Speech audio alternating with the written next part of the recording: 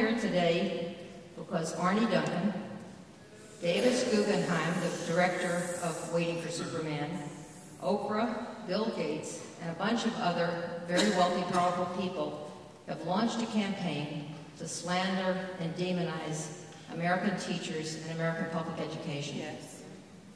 You are not the problem. I would invite them to walk in your shoes for a week. Yes.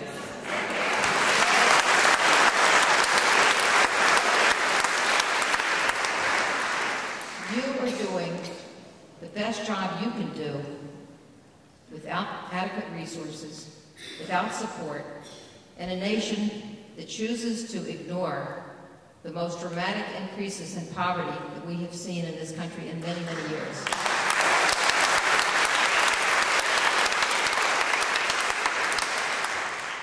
This is, in fact, a terrible time for public education in the United States. We are in crisis, not because of what's happening in the schools, but because of the attacks on public education and the attacks on teachers. It's wrong. The narrative is this: public schools are rotten. Teachers' unions are the biggest obstacle to reform. Every child would go to a four-year college and achieve their dreams if only they could escape the public schools and get into privately managed charters. The answer to our national crisis in education is privatization. And let me tell you, because I did have this, I did have a background, you can read my book and learn about it, where I worked in various conservative think tanks at the Hoover Institution and other think tanks. The word that they don't like to hear is the word, privatization. They say, but charter schools are public schools. They get public money and they're private schools. Yes. It's privatization. Yes. It's private individuals taking public money, paying themselves, in many cases, $200,000, $300,000, $400,000 a year to manage a small school, or in some cases, mismanage a small school. So let's look at the record of charter schools. This is a signature issue for Arne Duncan and the Obama administration. There was a major evaluation done last year by Margaret Raymond at Stanford University. She's associated with the Hoover Institution. The study has unusual credibility because it was funded in large part by the Walton Family Foundation, which is very pro-choice and very pro-charter. It's called the CREDO study, C-R-E-D-O, which is an acronym for percenter. I can't remember what the initials stand for, but that's the acronym. So you can Google charter schools CREDO and you'll find the study. What it found, looking at half the charter schools in the nation, there are 5,000 of them, and the study looked at something like 2,400 of them and matched them to a traditional neighborhood public school demographically. The charter, 17% of the charter schools were better than a public school. 17%. That's less than 1 out of 5. 37% of charters were worse than a similar public school. Twice as many worse than better. And of the other 46%, no different. So if you create 100 charter schools, 17 of them will be better. The other 83 will be either no better or worse. The norm with charter schools is variability. There are some excellent charter schools, there are some terrible charter schools. On the whole, they don't get better results than regular public schools. On the National Assessment of Educational Progress, which I read very carefully because I spent 7 years as a board member of NAEP, of that board that oversees NAEP. Charters have been compared to regular public schools in 03, 05, 07, and 09. They have never had higher performance than regular public schools. There is no advantage, not for black students, Hispanic students, low-income students, or students in urban districts. So by this huge expansion of charter schools, we're privatizing many, many public schools, and many children will be going into a lottery to get into a worse school than their neighborhood public school. Yeah. Despite the fact that many charter schools, as we know, skim.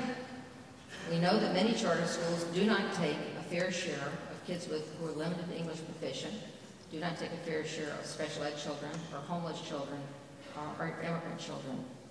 Even with all of the advantages that they have, they still don't get better results on the whole. And again, the media likes to find the one charter school that gets spectacular results, but they don't look at the other 83% that don't. So The next issue we get to is merit pay. Merit pay has been tried again and again and again since the 1920s. It has seldom shown results. The assumption is teachers are lazy, and if you offer them financial incentives, they'll do a better job and get better results. So if you offer teachers the financial incentives, they will teach to the test, they'll do drill and practice. What actually happens with the more you incentivize people with money is the curriculum gets narrowed. So there's less time for the arts and science and history and geography and foreign languages and civics and physical education.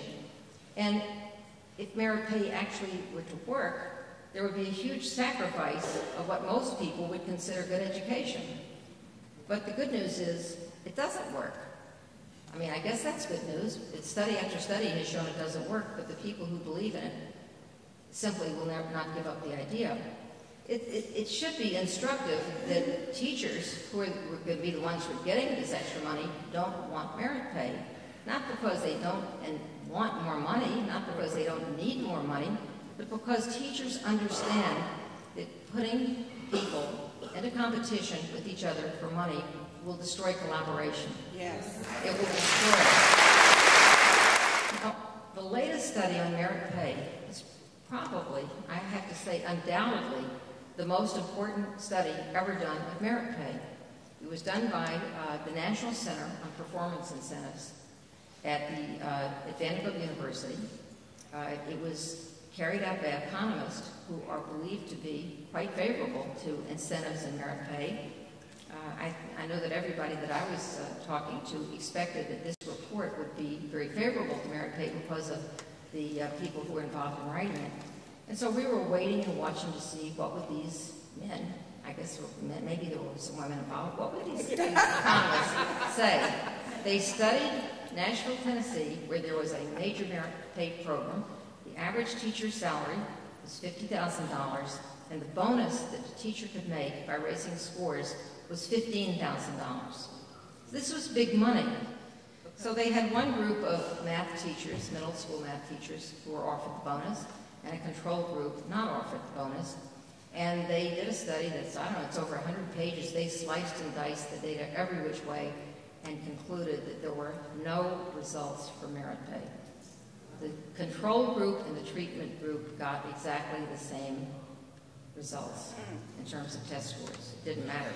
State after state has been encouraged, bribed to pass laws to have merit pay programs, and it doesn't work. Teachers are doing their best regardless of the incentives. Yes.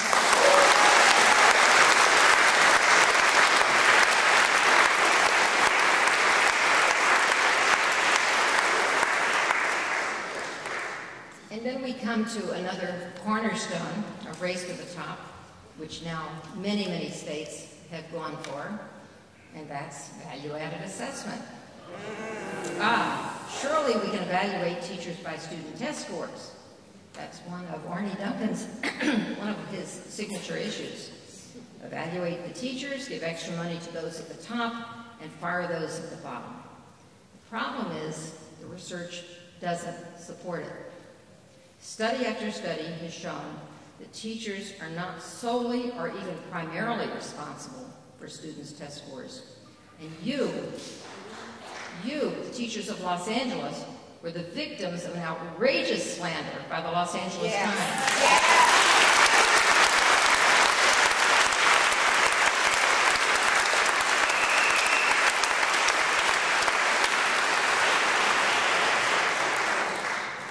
When I opened the email with that first story and saw that they had published the names and photographs of teachers, labeling them as ineffective teachers, I was outraged. And the reporter called me, and I could barely contain my fury, and he said, "What did you think of my story?"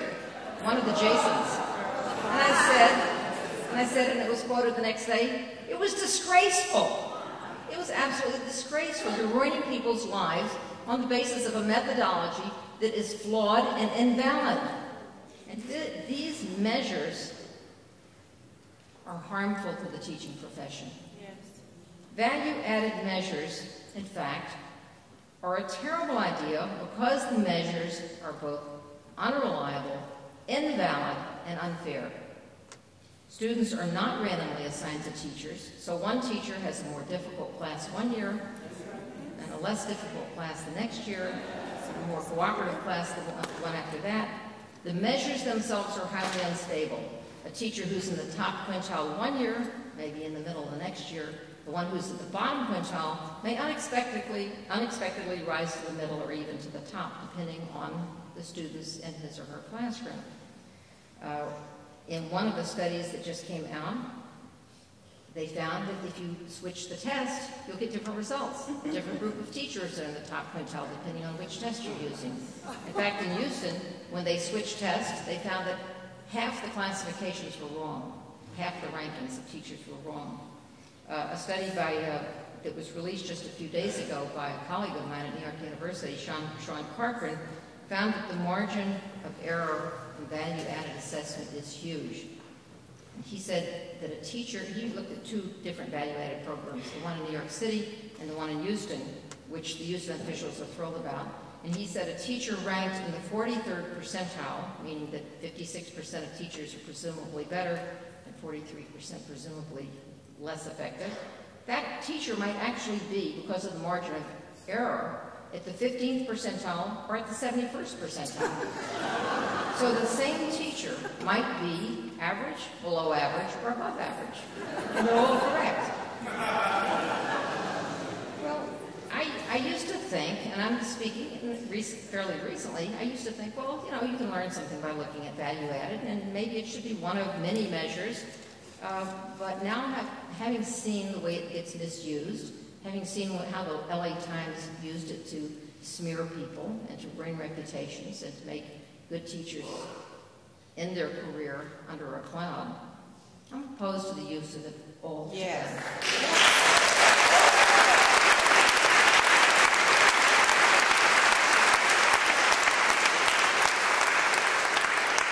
I'm opposed to it because it is technically unsound. It will drive teachers to engage in endless test prep to save their careers and their reputations. It will narrow the curriculum, and because it has an aura of scientific objectivity, which it does not deserve, and because it is numbers, it will drive out all other measures of teacher quality and dominate all future evaluations, and that's wrong. Bruce Baker, who's an economist of education at Rutgers University, wrote recently, "If I knew that a car that I was about to buy would surely explode 1 out of every 5 times I got into it, I would rather walk." Well, value-added assessment is wrong more than 20% of the time, so no thanks, I'd rather walk. Too many errors, too many negative consequences. Don't go there. Reliance on these measures will cause teachers to avoid teaching English language learners, poor students, special ed students, and other students who are most challenging to educate. Linda Darling-Hammond's research has shown that it's easier to get value added with the most advantaged students, so teachers will flock to those schools and avoid the schools where the kids have the greatest needs. Reliance on these flawed measures will mislabel teachers and destroy their careers needlessly and heedlessly and cruelly. In my heart of hearts, I must confess to you that I believe this whole issue of teacher evaluation is a red herring. It's a diversion.